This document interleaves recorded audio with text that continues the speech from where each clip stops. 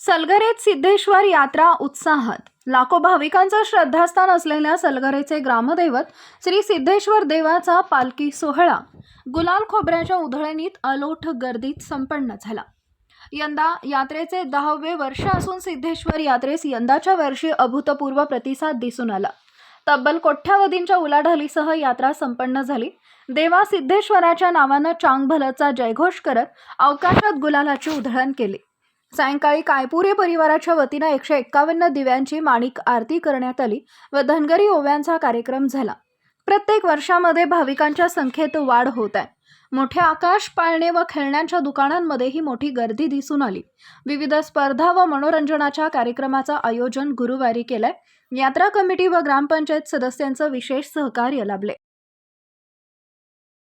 नमस्कार। आज सलगरगावचं ग्रामदैवत श्री सिद्धेश्वर देवाच्या यात्रेचा आजचा हा आमचा 4था दिवस आहे। वास्तविक ह्या यात्रेतलं मुख्य आकर्षण जर म्हटलं तर पालखी भेटीचा सोहळा हा एक आगळा वेगळा सोहळा मिरज पूर्व भागामध्ये सलगर सिद्धेश्वर ग्रामदैवताच्या यात्रेच्या निमित्तानं झालेला आहे।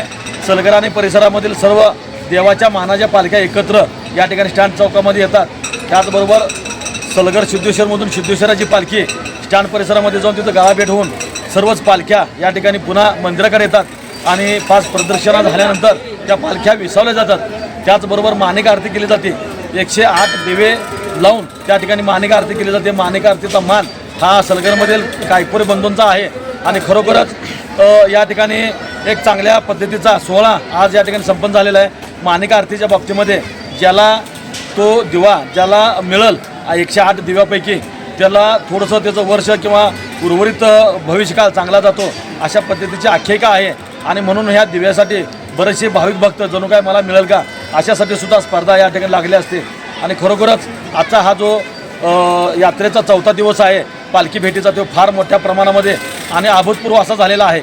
यात्रेचा हे 10वं वर्ष आहे। जवळजवळ पहिल्या वर्षापासून 9व्या वर्षापर्यंत जेवढी गर्दी भाविक भक्तांनी केली नव्हती तेवढी गर्दी तेवढा अलोट प्रतिसाद त्या भाविक भक्तांनी मिरज पूर्व भाग किंवा सलगर गावामधल्या आणि आसपासच्या पंचक्रोशीतील सर्व भाविक भक्तांनी या ठिकाणी दाखवलेला आहे आणि असाच प्रतिसाद भविष्यकाळामध्ये सुद्धा दाखवावा अशी विनंती या ठिकाणी यात्रा कमिटीचा अध्यक्ष या नात्याने करतोय। त्याचबरोबर उद्या यात्रेचा शेवटचा दिवस आहे। सकाळी विविध स्पर्धेचं आयोजन केलेलं आहे आणि संध्याकाळी ऑर्केस्ट्राचं आयोजन आहे आणि हे सगळे कार्यक्रम झाल्यानंतर उद्या आमच्या यात्रेचा शेवटचा दिवस या ठिकाणी संपूर्ण होणार आहे। मी सलगरगावचा एक लोकसेवक आणि यात्रा कमिटीचा अध्यक्ष या नात्यानं सलगर आणि सलगरच्या परिसरामधील सर्वच या ठिकाणी भक्तांचं त्याचबरोबर ज्या पालख्या आहेत त्या पालख्यांच्या मानकऱ्यांचं आणि सिद्धेश्वर मंदिरामधले जे काही मानकरी आहेत त्यांचं त्याचबरोबर हा उत्सव साजरा करण्याच्या अनुषंगानं प्रत्येक कार्यकर्त्याने गावामधल्या तमाम जनसामान्य माणसानं सुद्धा याच्यासाठी कष्ट घेतलेला आहे। त्यांचं सुद्धा मनापासून या ठिकाणी आभार मानतो आणि भविष्यकाळामध्ये अशाच पद्धतीचा सोहळा चालवण्याच्या दृष्टीनं ग्रामस्थांनी व युवक कार्यकर्त्यांनी युवकांनी मनावर घेऊन हा सोहळा उत्साहामध्ये चालवावा। भविष्यकाळामध्ये हा सोहळा मिरज पूर्व भागामधला मोठा सोहळा म्हणून आत्ता बघितलं जातं पण जिल्ह्यामधला सगळ्यात मोठा सोहळा व्हावा अशा पद्धतीची इच्छा या सिद्धेश्वर चरणी व्यक्त करतो आणि मी थांबतो।